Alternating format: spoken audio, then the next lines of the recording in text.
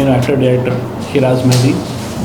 Cinema O Andala Rakshasi మళ్ళీ రిలీజ్కి వచ్చింది. అయితే కొన్ని ఇబ్బందులు పడుతున్నాను, అందు గురించి మన మీడియా మిత్రులు సపోర్ట్ అడిగాను. ఈరోజు ఏంటంటే థియేటర్స్ మాకు ఇస్తారని చెప్పేసి మళ్ళా కన్ఫర్మ్ అయ్యాక కూడా క్యాన్సిల్ చేయడం జరుగుతుంది. దానివల్ల చాలా ఇబ్బందులు పడుతున్నాను.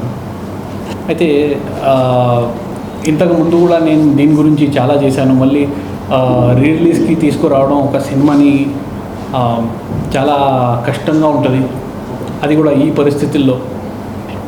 అయితే నేను ఒకటే ఇప్పుడు కోరుకునేది, మనకి ఏం పాలిటిక్స్ జరగకుండా మన సినిమా ముందుకు వెళ్ళాలి, మంచి థియేటర్స్ పడాలి, మంచిగా మనకి రెస్పాన్స్ రావాలనేది నేను కోరుకుంటున్నాను. ఎందుకంటే సినిమా నేను తీసింది ఒక లెవెల్లో ఉంటుంది. సినిమా మీరందరూ కూడా చూసి ఉంటారు, మన మీడియా మిత్రులు, మీకు కూడా తెలుసు సినిమా ఎలా ఉంటుందో. అయితే ఇప్పుడు అంత మంచిగా తీసినాక కూడా ఇలా బాధపడడం అంటే చాలా కష్టంగా ఉంది నాకు. అందుకే మేము ముందుకు వచ్చాను. ఎలా అంటే ఇలా మాట్లాడాల్సింది నాకు అవసరమే లేదు, కానీ ఇప్పుడు మాట్లాడుతున్నానంటే ఇండస్ట్రీలో ఉన్న ఈ పాలిటిక్స్ వల్ల, ఈ కష్టాల వల్ల మేము పడుతున్నాము. అందుకే ఆ నొప్పితో, ఆ బాధతో నేను మాట్లాడాల్సి వస్తుంది. అందుకే నేను మాట్లాడుతున్నాను. అయితే ఈ విషయంలో, థియేటర్ విషయంలో మీరందరూ, మన ఎగ్జిబ్యూటర్లు కానీ డిస్ట్రిబ్యూటర్ కానీ అందరూ సపోర్ట్ చేస్తారని నేను కోరుకుంటున్నాను. ఎందుకంటే రకరకాలుగా ప్రాబ్లమ్స్ వస్తున్నాయి. కానీ పబ్లిక్ సిటీ కాడ కానీ, యూఎఫ్ఓ క్యూబ్డ్ దగ్గర కానీ, అంటే రేట్లు ఎన్ని వారాలు అయిపోయినా కూడా క్యూబ్ దగ్గర రేట్ తగ్గట్లేదు, తగ్గినా కూడా అది తగ్గినట్టు లేదు. అయితే అలాంటి చాలా ఇబ్బందులు పడుతున్నాను. ఇప్పుడు ఈ రేట్లు, డిజిటల్ రేట్స్ తగ్గితే ఎంతమంది బాగుపడతారంటే కొన్ని లక్షలాది మంది. ఎందుకంటే ఒక క్యూబ్ యూఎఫ్ఓ వచ్చేసి మనకి వారానికి 13,000, మల్టీప్లెక్స్ 16,000 ఉంది. వేరే ప్రొవైడర్స్ నాకు డైరెక్ట్గా కనెక్ట్ అయ్యారు. ఇప్పుడు వాళ్ళేమో ఒక జస్ట్ 2,000కి నాకు ఇస్తా అన్నారు. కేవలం 2,000కి మనకి వారానికి థియేటర్కి ఇస్తా అన్నారు. అయితే ఇక్కడ 14,000 ఇంకా మిగులుతుంది. ఒక్క థియేటర్ కంటే మనకి 4,000, 5,000 థియేటర్స్ ఉన్నాయి. అందులో మీరు ఆలోచించండి ఎంత మిగులుతుంది, మన ఇండస్ట్రీకి ఎంత మిగులుతుంది. అది మనకే వస్తుంది, మనకి పనికి వస్తుంది అది ఆ డబ్బులు. కానీ ఇప్పుడు అంత డబ్బులు తీసుకున్నా కూడా ఆ ప్రొడ్యూసర్లు, ఆ ఓనర్స్, క్యూబ్ యూఎఫ్ఓ ఓనర్స్ మన ఇండస్ట్రీకి ఏది చేయటం లేదు. వాళ్ళు చేయాలి అనేది నేను కోరుకుంటున్నాను. కనీసం రేట్లైనా తగ్గించాలి. వాళ్ళు ఏది చేయకపోయినా పర్లేదు, కానీ మనకి రేట్లు తగ్గించేసి కొంచెం మనకు సపోర్ట్ చేస్తే చాలామంది లైఫ్ మారిపోతుంది. ఇక్కడ ఆ డబ్బుతో నేను చెప్తున్నాను కదా, ఒక ప్రొడ్యూసర్ కానీ, ఒక డిస్ట్రిబ్యూటర్ కానీ ఇప్పుడు ప్రజెంట్ పడుతున్న బాధ ఆ రేట్లకి, అది అందరికీ ఒక ప్లస్ అవుతుంది, చాలా ప్లస్ అవుతుంది. అందువల్ల జీవితాలు మారుతాయి. ఇంకా ఒక సినిమా తీయడానికి అవకాశం ఉంటుంది. అలాగే ఓ అందాల రాక్షసి సినిమా గురించి మాట్లాడితే, ఈ సినిమాలో ముఖ్యంగా చేసింది మన హీరోయిన్ విహాన్షి హెగ్డే, కృతి వర్మ. ఒక స్పెషల్గా క్యారెక్టర్ చేసింది మా నేహా దేశపాండే. అందరూ బాగా చేశారు. విహాన్షి అయితే చాలా బాగా చేసింది అమ్మాయి. సినిమా చాలా బాగుంటుంది, ఎక్సలెంట్గా ఉంటుంది. మీరందరూ ప్రతి ఒక్కళ్ళు ఆ యాక్టింగ్ని ఫీల్ చేయొచ్చు, అంతా బాగుంటుంది. నేహా అయితే ఒక ఒరిజినాలిటీగా, ఒక ఒరిజినల్ క్యారెక్టర్ లాగా మొత్తం సినిమాని అది చేసింది. ఆ తర్వాత మన తమ్మారెడ్డి భరద్వాజ్ గారు, ఆయన ఒక పెద్ద ప్రొడ్యూసర్, డైరెక్టర్. ఆయన ఫస్ట్ టైం లైఫ్లో ఒక సినిమాలో ఆయన క్యారెక్టర్ చేయడం జరిగింది. అది కూడా ఈ సినిమా ఓ అందాల రాక్షసి. అయితే ఆయన చేశారంటే ఒక అర్థం ఉంటుంది ఒక సినిమాకి. అయితే ఈ సినిమా స్క్రిప్ట్ ఆయనకి బాగా నచ్చి ఆయన చేశారు. అయితే ఆయనకి కూడా నేను చాలా థ్యాంక్స్ చెప్పాలి. అలాగే మన సుమన్ తల్వార్ గారు, ఆయన హీరో పెద్ద, కానీ ఆయన కూడా చేశారు. ఆనంద్ బాబు గారు చేశారు, ప్రియా చేసింది. అయితే అందరూ కలిసి ఒక మంచి సినిమా చేశాము. అంటే షూటింగ్ పార్ట్లో కానీ, పోస్ట్ ప్రొడక్షన్లో కానీ ఏ ఇబ్బంది పడకుండా నాకు ఒక బ్యాక్ సపోర్ట్ ఇచ్చింది మా భాషాశ్రీ గారు. ఆయనకి స్పెషల్గా నేను థ్యాంక్స్ చెప్పాలి. ఆ తర్వాత మా ప్రొడ్యూసర్, ఒక మంచి సినిమా తీసినా కూడా ఇవాళ కూడా ప్రొడ్యూసర్ బాధపడుతున్నారు. ఎందుకంటే అనుకునేది జరగలేదు. అది కనీసం ఈసారైనా జరుగుతుందని కోరుకుంటున్నాను. ఈ సినిమా వచ్చేసి ఒక అమ్మాయిలకి ఒక ధైర్యం ఇస్తుంది. ఇంకా ఏ అమ్మాయికి మోసం జరగొద్దు అని ఒక మెసేజ్ ఇస్తుంది. ఇంకా అందరు పిల్లలకి ఒక జాగ్రత్తగా ఎలా ఉండాలి మన జీవితంలో అనేది ఒక జాగ్రత్త నేర్పిస్తుంది. అంటే ఒక మంచి మెసేజ్ సినిమాతో పాటు ఒక కంటెంట్ ఉన్న సినిమా. అంటే ప్రజెంట్ మన అందరికీ ఒక సినిమా కావాలి అంటే ఒక 2 hours 15 minutes సినిమా, అది కూడా 1 minute కూడా మనకి బోర్ కొట్టకుండా ఇంట్రెస్టింగ్గా వెళ్ళాలంటే చాలా కష్టం ఈ మధ్య కాలంలో. అది కూడా థియేటర్లో కూర్చోబెట్టాలంటే చాలా కష్టం. అయితే ఈ సినిమా మీకు ఆ ఫీల్ ఇస్తుంది. ఇందులో మీకు పైసా వసూలు గ్యారంటీ, అంత బాగుంటుంది సినిమా. అంటే నేను తీశాను కాబట్టి నేను అనట్లేదు, కానీ నా జీవితంలో ఇది 5వ సినిమా. నేను ఏ సినిమా ప్రెస్ మీట్లో కూడా కానీ ఎప్పుడు కానీ ఇది ఇలా ఉంటుంది ఎంత బాగుంటుంది అని ఎప్పుడు చెప్పలేదు. ఎందుకంటే ఇది నా పర్సనల్ అనుభవం. నేను చాలా బాగా చేశాను. అది నా మొదటి సినిమా శాలిని తర్వాత. అంటే ఇప్పుడు ఉన్న నా జీవితంలో KS100 శాలిని తర్వాత తీశానంటే ఇదే ఆ సినిమా ఓ అందాల రాక్షసి. ఇంకా ఓ అందాల రాక్షసి సినిమా లాంటి సినిమా నేను ఇంకొకటి తీయను నాకు తెలీదు. రేపొద్దున ఇండస్ట్రీ మానేస్తాను నాకు తెలీదు. కానీ ఈ సినిమా ఒక మంచి సినిమా. ఒక మంచి సినిమాకి ఎప్పుడైనా మంచి రెస్పాన్స్ రావాలి.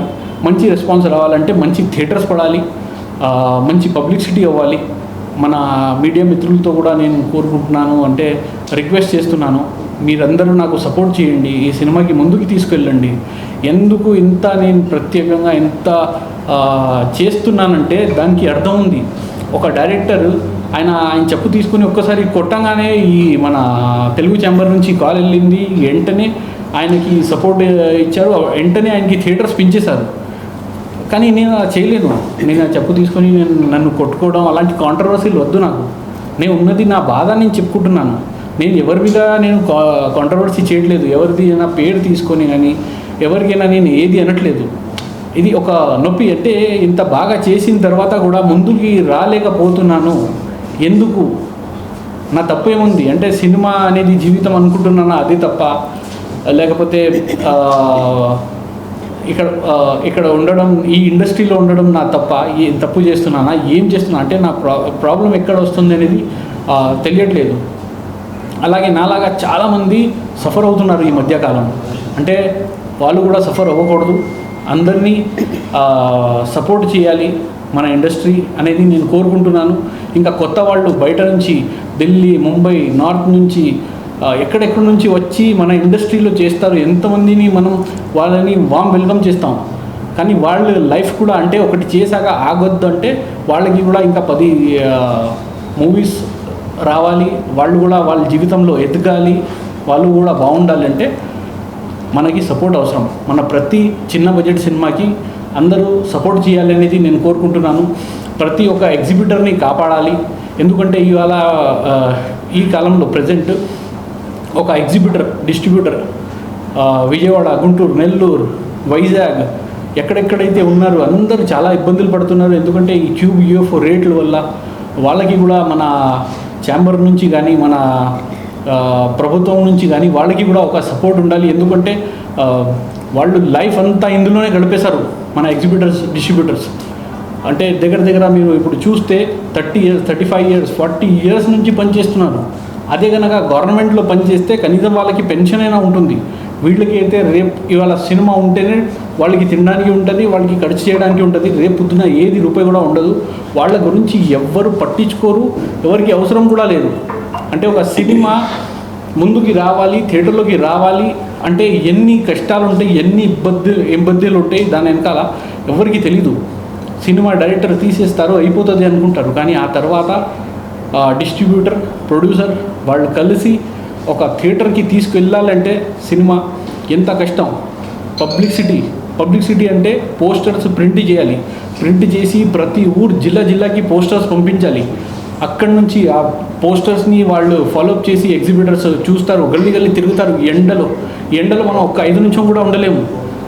అలాంటి ఎండలో రోజంతా పొద్దున వెళ్తే తెల్లారి వెళ్తే సాయంత్రం కల్లా వస్తారు. వాళ్ళు మొత్తం అంతా చూస్తారు, గల్లీ తిరిగి పోస్టర్ పడిందా లేదా, పేపర్ యాడ్ పడిందా లేదా, క్యూబ్లో వాళ్ళు లైసెన్స్. అంటే ఎంత కష్టపడ్డాక ఒక నిమిషం అంటే ఒకళ్ళు ఇద్దరు వల్ల ఇండస్ట్రీ మొత్తాన్ని బ్లేమ్ చేయడం ఎంతవరకు కరెక్ట్? క్వశ్చన్ అడుగుతున్నారా మీరు? ఒక్కరిద్దరి వల్ల కాదు, ఇది ఒక అంటే చెప్పొచ్చా అందరు రికార్డింగ్ అయితే అందరూ ఇప్పుడు ఏమనుకుంటున్నారంటే ఒక్కళ్ళు ఇద్దరు వల్ల ఈ ఇండస్ట్రీ ఇలా అయిపోయింది, ఒక్కళ్ళు ఇద్దరు వల్ల ఇలా జరుగుతుంది అని. కానీ ఇందులో ఒక్కళ్ళు ఇద్దరు కాదు, ఫస్ట్ నలుగురు పిల్లర్స్ ఉన్నారు మన ఇండస్ట్రీకి. ఆ నలుగురు పిల్లర్స్ తర్వాత ఒక గ్యాంగ్లా తయారైపోయింది. కొత్త వాళ్ళకి కానీ, ఎగ్జిబిటర్స్కి కానీ, డిస్ట్రిబ్యూటర్స్కి కానీ ఇలాంటి ఇబ్బంది వాళ్ళు పడుతున్నారంటే ప్రతి ఒక్కరు మన చిన్న బడ్జెట్లో తీస్తున్న వాళ్ళు కానీ, మన మీడియా మిత్రులు కానీ అందరూ ఇబ్బంది పడుతున్నారంటే దానివల్లే. ఇప్పుడు ఒక సినిమా ఎలా అయితే తీస్తారో, ఎంత అయితే కష్టమో సేమ్ యాజ్ ఇట్ ఈజ్గా అంటే ఆ సినిమా తీయడానికి ఎంత ఇబ్బందిగా ఉంటుంది, ఎంత కష్టంగా ఉంటుంది, రిలీజింగ్కి కూడా ఎంత కష్టంగా ఉంటుంది, పోస్టర్స్కి కానీ, ట్యూబ్లు కానీ, యూఎఫ్ఓలు కానీ ప్రతి ఒక్కరు ఎలా పనిచేస్తారో అలాగే మీడియా మిత్రులు కూడా పనిచేస్తారు. వాళ్ళు కూడా ఇప్పుడు నా మీడియా మిత్రులు అంటే నేను వచ్చి 14 సంవత్సరాలు అయింది. అప్పుడు దానికన్నా ముందు 20 సంవత్సరం నుంచి పనిచేస్తున్న వాళ్ళు ఇప్పుడు వరకు నాకు కాంటాక్ట్లో ఉన్నారు, నాతో మాట్లాడతారు. అయితే వాళ్ళకి కూడా రేపు పొద్దున్న ఇప్పుడు ఇక్కడ నుంచి రిటైర్ అయ్యాక వాళ్ళకి ఏది లేదు అంటే ఒక యూనియన్ ఫామ్ అవ్వాలి. ఒక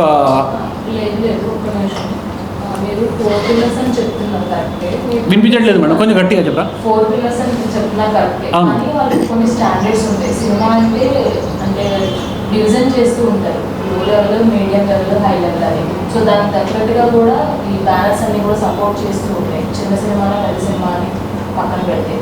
బట్ మీరు ఇప్పుడు చేస్తున్న దానికి ఎగ్జిబిటర్లు, డిస్ట్రిబ్యూటర్లు రెడీగా ఉన్నారా? అండ్ ఈ సినిమాలో గోల్డ్ కంటెంట్ అనేది ఉంది, ఇది ఎంతవరకు ఆడియన్స్కి మంచిది అని మీరు చెప్తున్నారు? ఓకే, ఫస్ట్ అయితే మీ క్వశ్చన్ ఇదే కదా, అంటే నలుగురు ఉన్నారు, ప్రతి సినిమాకి ఒక ప్యాటర్న్ ఉంటుంది, వాళ్ళు సపోర్ట్ ఎలా చేస్తున్నారు అదే కదా.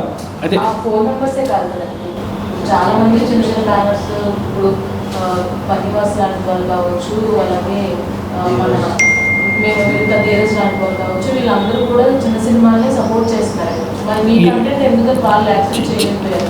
పాలిటిక్స్ మేడం, పాలిటిక్స్ పర్సనల్ అనుభవం అది. అవసరం ఉంది మేడం. మీరు ఎందుకు పైకి వస్తారు? మీరు ఎందుకు పైకి వస్తారు? మీరు ఎవరు ఇండస్ట్రీలో? మీరు ఎందుకు పైకి వస్తారు? మాకు మా ఫ్యామిలీస్ ఉన్నాయి, మా కుటుంబాలు ఉన్నాయి, మేము ఉన్నాం, 4 పిల్లర్స్ ఉన్నాం, మాకు మా వాళ్ళు ఉన్నారు, మా బంధువులు ఉన్నారు. మీరు ఎవరండి? మీరు ఎందుకు పైకి వస్తారు? వాళ్ళ ప్రశ్న. సరే మేడం, ఏదో ఒకటి లేపాలి మేడం, ఏదో ఒక సినిమాని పైకి లేపాల్సింది. మీరు అందరిలో ఎవరు చూసారో ఓ అందాల రాక్షసి నాకు తెలియదు, థియేటర్లో ఎవరైనా చూసారా? చెప్పండి ఎలా ఉంది మేడంకి చెప్పండి ఒకసారి. సార్ అక్కడ చూడండి, నేను చెప్పట్లేదు, అయినా కూడా ఇబ్బంది పడుతున్నానంటే అది అర్థం. చూడండి మేడం, ఈ ఛాంబరే వద్దు నాకు. ఎందుకంటే ఒక్క నుంచి యాపండి, నేను చెప్తాను మేడంకి. ఫస్ట్ ఒక లైన్ చెప్పాలి. మనకి యాక్టర్, డైరెక్టర్, ప్రొడ్యూసర్ అమ్మాయిల విషయంలో ఎక్కడికైనా ప్రాబ్లం వచ్చిందనుకోండి, ఎక్కడికి వెళ్తారు? అందరూ ఛాంబర్కి వెళ్తారు. కరెక్టేనా? ఏ సమస్య వచ్చినా మీడియా మిత్రులతో మన ప్రొడ్యూసర్ గొడవ పడ్డా, డైరెక్టర్ ప్రొడ్యూసర్ గొడవ పట్టినా, హీరోయిన్తో గొడవ అయినా, ఏదైనా సరే అందరు వెళ్ళేది ఛాంబర్కే కదా. అదే అలాగే చెప్తాను. ఆడియో కంపెనీకి పెట్టాను, ఆడియో కంపెనీ వాళ్ళతో నేను కూర్చునే ఉన్నాను, ఛాంబర్ నుంచి కాల్ వచ్చింది, ఆ సినిమా తీసుకోకు. ఎవరికి చెప్పాలి ఈ బాధ? చెప్తా ఒక నిమిషం. కాల్ వచ్చింది, ఆడ చెప్తున్నా, అన్నా నేను చేయలేనా, సారీ అన్న. పాపం ఏదో అనుకుని స్పీకర్ పెట్టేసి మాట్లాడేశాడు. కానీ ఓ అందాల రాక్షసి తీసుకోవద్దు అన్నా కానీ కామెపాడు ఫ్రెండ్ 20 సంవత్సరం. సరే నువ్వు ఇబ్బంది పడద్దు అన్నా. నేను చెప్తా అన్నీ, అంటే ఒక టైం, ఒక సందర్భంగా ఉంటుంది, దానిలో అప్పుడు చెప్తా. ఇది ఇప్పుడు లే మేడం, వచ్చి పక్కన కూర్చొని అడగండి క్వశ్చన్స్, చెప్తాను మీకు ఆన్సర్. మీరు అక్కడ కూర్చొని చెప్తే నేను పిచ్చోళ్ళ అక్కడ చెప్పడం కాదు. మామూలుగా నేను చెప్తున్నాను, మీరు చెప్తే ఒక క్వశ్చన్ ఆన్సర్ జరుగుతుంది అనుకోండి, ఇంటర్వ్యూ తీసుకోండి రేపు పొద్దున. నేను ఇస్తాను మీకు అన్ని ప్రూఫ్తో సహా ఇస్తాను మీకు. సరే ఒక నిమిషం. ఓటీటీ కాల్ వస్తుంది అంటే మనం ఇలా పెడతామా, ఇక్కడ నుంచి కాల్ వస్తుంది, లేకపోతే వాళ్ళు కాల్ చేస్తారు, ఈ సినిమాకి ఏదైనా ప్రాబ్లం ఉందా కనుక్కుంటారు. జనరల్గా ఈ సినిమాకి ఏదైనా ప్రాబ్లం వచ్చింది అంటే అంత పెద్ద ఛానల్లో ఇవ్వాలంటే కనుక్కుంటారు వాళ్ళు వెరిఫికేషన్ చేసిందంటే లేదు సార్ వద్దు చేయకండి అంటే చేయరు. ఇది మెయిన్ పాలిటిక్స్ థియేటర్లో ఇలా జరుగుతుంది. ఇక్కడ మేడం లాస్ట్లో ఉంది. ఓకే లే మేడం ఇంకా లే మీ క్వశ్చన్ మళ్ళీ మర్చిపోయామా? పెట్టుకుందామా? సూపర్ పెట్టండి మేడం. నేను ఇప్పుడు నిజంగా చెప్తున్నా, ఏది కాంట్రవర్సీ చేయడానికి రాలే మేడం, జస్ట్ నా బాధ నేను చెప్పుకుంటున్నాను అంతే. యా యా అదే సార్. అయితే మన మీడియా మిత్రులైనా, మన ఎగ్జిబిటర్స్ అయినా, డిస్ట్రిబ్యూటర్స్ అయినా అందరికీ అంటే ఎన్ని సంవత్సరాలుగా పనిచేసినప్పుడు వాళ్ళకి ఒక గుర్తింపు ఉండాలి. రేపు పొద్దున వాళ్ళు చెప్పుకుంటారు, మేము ఈ హీరోతో కలిసాం, ఆ హీరోతో కలిసాం, సెల్ఫీ తీసామని చూపించుకుంటారు. కానీ అది లైఫ్ కాదు సార్. రేపు పొద్దున వాళ్ళకి కూడా ఏదో ఒకటి ఉండాలంటే ఇక్కడ ఇండస్ట్రీ నిలబడాలి. ఇండస్ట్రీ గురించి ఎవరికి క్లియారిటీలో తెలీదు. నేను నిజంగా చెప్తున్నాను. ఇప్పుడు క్యూబ్ యూఎఫ్ఓ గురించి నేను మాట్లాడితే అందరికీ అంటే ఎక్కలేదు అది. నేను వారానికి ఇంత ఉంటుంది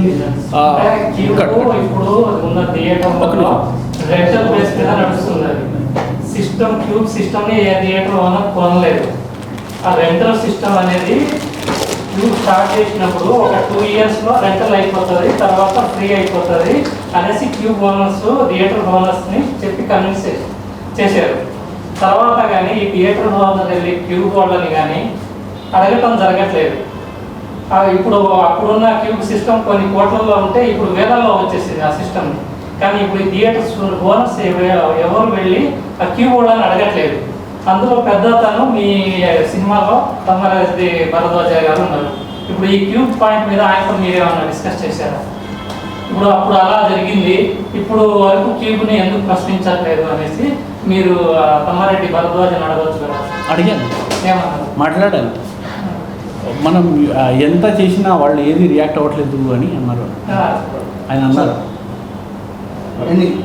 సరే క్యూబ్ గురించి మీకు ఒకటి చెప్తాను. క్యూబ్ గురించి మీరు మంచిగా చెప్పారు. క్యూబ్ సరే, మీరు క్యూబ్ సిస్టమ్ గురించి బాగా చెప్పారు. ఇప్పుడు చెప్తాను దాని గురించి కూడా. ఛాంబర్ ముందే నేను ధర్నా చేశాను సార్, మర్చిపోయారు మీరు. ప్రొటెస్ట్కి ఎవరెవరు వచ్చారో నాకు తెలీదు. వచ్చి ఉంటారు, ఎవరైనా వచ్చి ఉంటారు. ఇదిగోండి నేను చెప్తున్నా కదా. సరే అయితే సార్ ఒకటే చెప్తా సార్. క్యూబ్ యూఎఫ్ఓ అనేది ఒక మాఫియా. అది ఇప్పుడు నుంచి కాదు, స్టార్టింగ్లో మా ఒక మీడియా మిత్రులు చెప్పినట్టు 2 సంవత్సరాలకే రెంటల్గా అని చెప్పేసి మొత్తం ఇప్పుడు వరకు వాళ్ళే రూల్ చేస్తున్నారు. ఎవరు అడగడం లేదు అంటే ఎవరికి ధైర్యం లేదు సార్.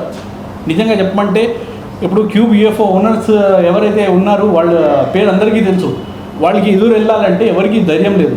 నాకు ఎలా అయిపోయిందంటే, నా సినిమా ఎంత బాగా చేసిన తర్వాత కూడా నాకు నేను ఇబ్బందులు పడుతున్నాను.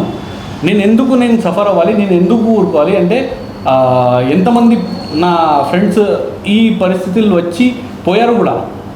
అంటే రైతులు పోతే మనిషి పోయినట్టు అంటున్నారు, కానీ ఒక డైరెక్టర్లు పోతే అది ప్రాణం కాదు, ఆ లెక్క లేదు సార్. అది జరిగింది కాబట్టి ఇలా ఈ పరిస్థితి, అలాంటి సేమ్ సిచ్యువేషన్ అంటే నేను కూడా ఫేస్ చేశాగానే నేను బయటపడడం మొదలయ్యాను. అప్పటి నుంచి అంటే ఎవరైనా సరే ఎందుకు మనం నోరిప్పాలి, వాళ్ళ గురించి మనం ఎందుకు చెప్పాలి, చెబితే మనకి ప్రాబ్లం కదా, మనకే తొక్కేస్తారు కదా రేపొద్దున అని చెప్పేసి ప్రతి ఒక్కడు భయపడుతున్నాడు. టు బి ఆనెస్ట్ ఇదే ప్రాబ్లం. అందుకే ఎవరు కూడా ముందుకి రాలేదు. నేను వీళ్ళందరూ కలవట్లేదు. ఇక్కడ మెయిన్ ప్రాబ్లం పెడుతున్నారు క్యూబ్ సిస్టమ్ మీద రెంట్ తగ్గియాలనేసి. ఇప్పుడు నుంచి సార్, నేను ఎప్పటి నుంచి పెడతాను? నేను ఒక 2016 నుంచి చేస్తున్నా సార్. నేను నిర్హార దీక్ష చేశాను. అప్పుడు నుంచి ఇప్పటి వరకు చేస్తున్నా. 10 సంవత్సరాలు అయింది తెలుసా మీకు? గతంలో కేసీఆర్ ప్రభుత్వం, ఇప్పుడు రేవంత్ రెడ్డి ప్రభుత్వం చిన్న సినిమాల గురించి మేము ప్రయత్నం చేస్తాం, చిన్న సినిమాలను తీసుకొస్తామని కూడా తెలియజేశారు మొన్న. అది వాళ్ళ దృష్టికి లేదా సార్? అంత మాట వరుసకి సార్, అంత మాట వరుసకి. మీరు ఇక్కడే కూర్చుంటే సమస్య వాళ్ళ దానికి వెళ్ళదేమో కదా సార్. నేను ఎక్కడ కూర్చున్నా ఈ మన మీడియా మిత్రులు ఉన్నారు, ఇంత కెమెరాస్ ఉన్నాయి, ఒక చిన్న రీల్ ఎక్కడికి వెళ్ళిపోవచ్చు. ఇది ఇంటర్వ్యూ ఎక్కడికైనా వెళ్ళిందంటే ఎక్కడికైనా అడ్డంకి ఏదో వచ్చింది సార్. మీ సినిమాకి వచ్చిన అడ్డంకి ఏది అంటే మీరు ఎందుకు మిమ్మల్ని అది 1-2 కాదు సార్. చెప్పాలి అదే తెలిసేది. సరే చెప్తా, కానీ కాంట్రవర్సీ అయింది. ఓకేనా?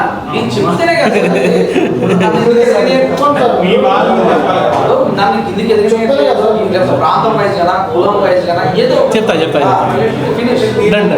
2 సార్, 2 నిమిషం ఇస్తే నేను క్లోజ్ చేస్తాను సార్. ఓకేనా సార్? ఇప్పుడు సమస్య ఏంటంటే మన సినిమా గురించి కొంచెం మాట్లాడితే త్వరగా అయిపోతుంది మనది. అయితే ఈ సినిమా ఫస్ట్ నేను కంప్లీట్ చేశాను. సినిమా రిలీజింగ్కి వెళ్తుంటే సెన్సర్కి వెళ్ళాల్సి ఫస్ట్ సెన్సర్కి వెళ్తే ఈ ఒక 4 లాంగ్వేజ్లో నేను తీశాను, తమిళ్, కన్నడ, మలయాళం, తెలుగు. అయితే కన్నడ, తెలుగు నేను సెన్సర్ పెడితే అప్పుడు ఏడీసీసీ వచ్చింది కొత్తగా. అయితే ఒక్కొక్క లాంగ్వేజ్కి నాకు 3 లక్షలు ఏడీసీసీకి అయింది. సెన్సర్ డబ్బులు పక్కనే, సెన్సర్ది 1 లక్ష వరకు ఉంటుంది, అది సైడ్లో పెట్టండి. అది ఇప్పుడు తగ్గినాయి. ఇప్పుడు వేరే చిన్న చిన్న ఛానల్స్ని వాళ్ళు తీసుకొని ఇప్పుడు 50,000 ఏదో 60,000 చేశారు క్యూబ్ వాళ్ళు. కానీ క్యూబ్లో ఏడీసీసీ ఏంటంటే ఫస్ట్ అది చెప్తాను. ఏడీసీసీ అంటే ఎవరైతే గుడ్డి వాళ్ళు ఉంటారో, పాపం ఎవరికైతే కనపడదు కదా, వాళ్ళ కోసం ఒక రూల్ సుప్రీంకోర్టు నుంచి వచ్చింది. ఆ ఆర్డర్ ఏంటంటే వాళ్ళకి మాత్రం మనం ఒక సినిమా స్టార్ట్ అయితే హీరో కారులో వచ్చాడు, దిగాడు, వెళ్ళాడు, మాట్లాడినప్పుడు కామ్ అయిపోతుంది. అంటే ఎన్ని డబ్బింగ్ చెప్పాలి, అది డబ్బింగ్. ఏడీసీసీ ఒక డబ్బింగ్, ఒక సీసీ అంటే అక్కడ టైటిల్స్ వస్తాయి. వాళ్ళు సెన్సర్ వాళ్ళే చూస్తారు పాపం. ఆ ఏడీసీసీ మన ఎవరికి కోసం అయితే తీసుకొచ్చారో వాళ్ళు అయితే దీని గురించి తెలియదు. ఆ రూల్ ప్రకారం ప్రతి థియేటర్లో అలా ఉన్న వాళ్ళకి ఇప్పుడు ఏ థియేటర్కి వెళ్ళినా వాళ్ళకి హెడ్ఫోన్స్ ఇవ్వాలి. ఇప్పుడు ఏడీసీసీ ఇప్పుడు ప్రతి సినిమాకి పెట్టారు ఇప్పుడు. అయితే అలా జరిగినప్పుడు ఫస్ట్ వాళ్ళకి హెడ్ఫోన్స్ ఇచ్చి వాళ్ళు మాట్లాడాలి అక్కడ. అయితే వాళ్ళు వినాలి సినిమా. అయితే ఇది ఏడీసీసీ. ఫస్ట్ ఏడీసీసీ కొంచెం క్లియర్గా అర్థమయ్యేలా చెప్పాను. ఆ తర్వాత నాకు దగ్గర 7-8 లక్షలు ఓన్లీ సెన్సర్కి అయింది.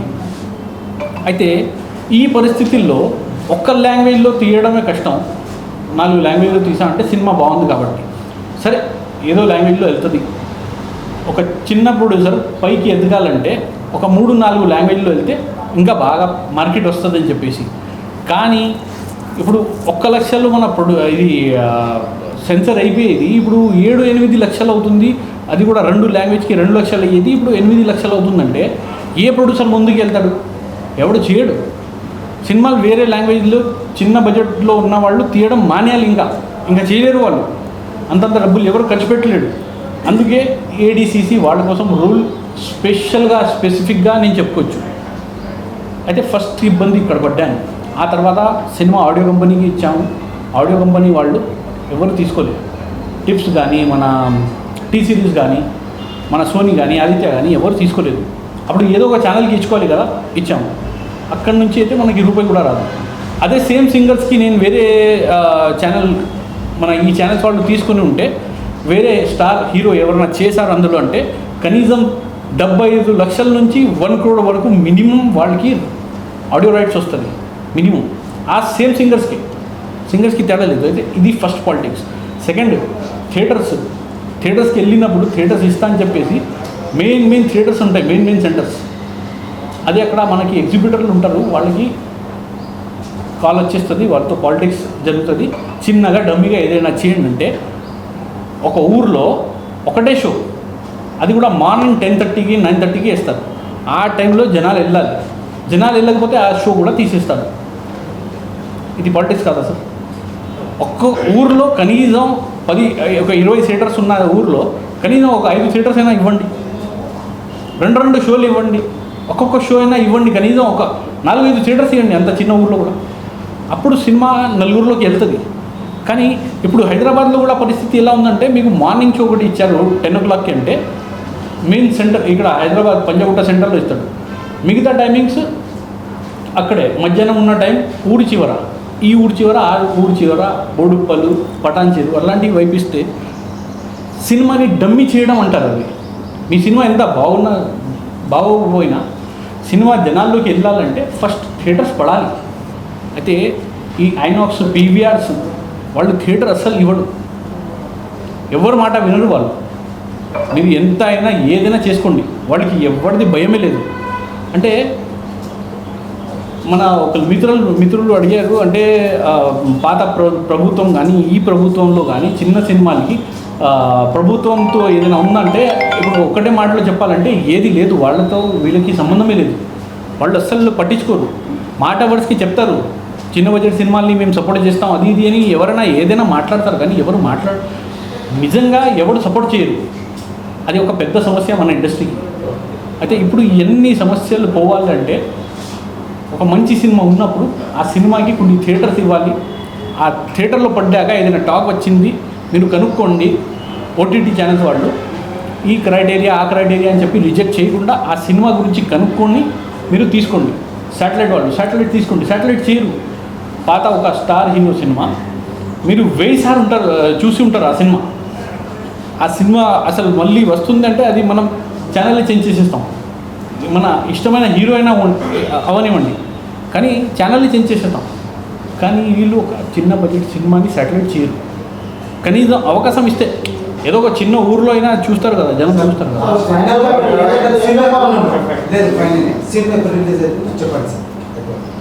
అంతేనా? క్లోజా? Done sir. లేదు డన్ సార్. హలో థియేటర్లో వస్తలేవు. ఎక్కడను ఒక్క నిమిషం.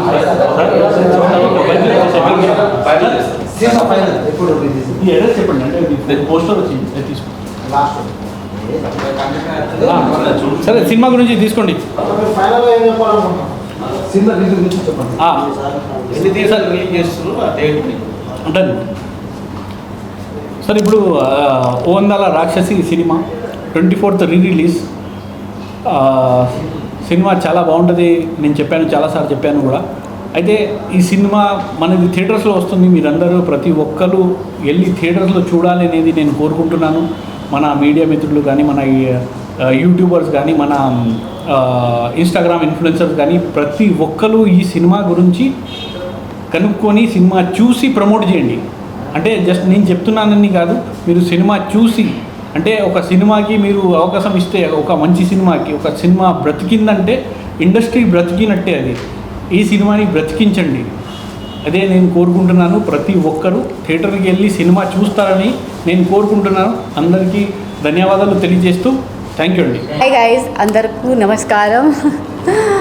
तेलुगु मुझे नहीं आता है, ओके, बट माई सेल्फ मधु. मैं भी एक एक्ट्रेस हूँ. मेरी भी एक मूवी आने वाली है, उसका नाम चेन्नई बाज़ार है. और मैं आज फ़िलहाल आई हूँ सर की मूवी को प्रमोट करने के लिए, जो रिलीज़ कर रहे हैं. मैंने अभी रिसेंटली प्रोमो देखा. यूथ की मूवी है, बहुत अच्छी मूवी है. और मैं सबसे रिक्वेस्ट करूँगी कि जाओ थिएटर 24th को, राइट, 24th को जाइए और मूवी देखिए. और माइंड ब्लोइंग मूवी है and I am damn sure आप सबको बहुत अच्छी लगेगी. बस एक बोलना है. Thank you so much.